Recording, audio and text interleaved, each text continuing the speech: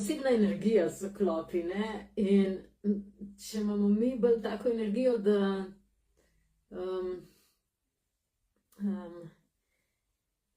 privlačimo klope, pol je fajn energijo spremeniti.